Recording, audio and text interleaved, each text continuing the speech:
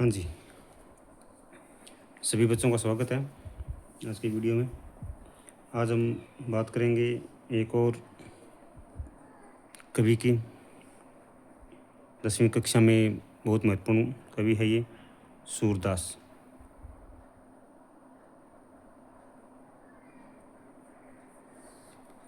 तुलसीदास और सूरदास दोनों ही महत्वपूर्ण हैं। ठीक है, तो सूरदास आज हम पढ़ेंगे।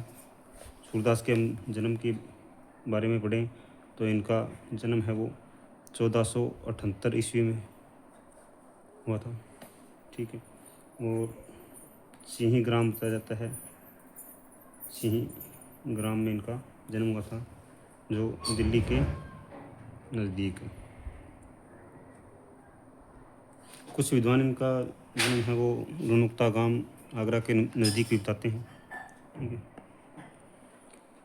विद्वानों का कहना है कि ये जन्मान थे, यानी कि जन्म से ही अंधे थे। ठीक है, इनके माता पिता का नाम कहीं मिलता नहीं है, लेकिन जहाँ कभी इनका माता पिता का नाम मिला तो मैंने निकाला कि इनका पिताजी का नाम रामदास था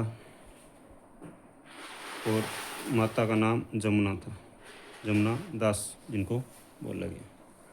ठीक है,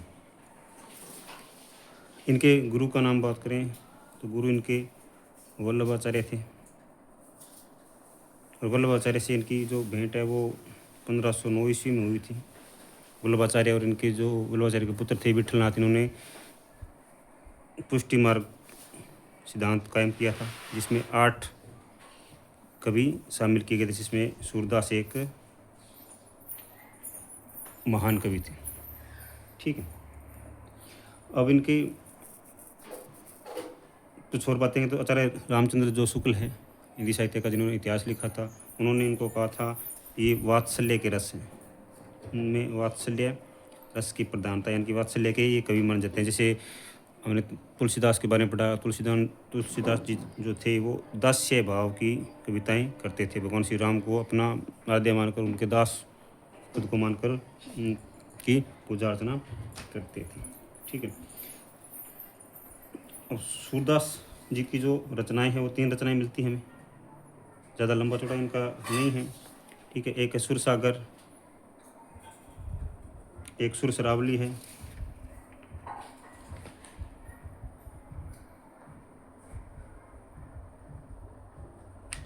और एक इनकी साहित्य लहरी है। 3 इनकी रचनाएं हमें मिलती है।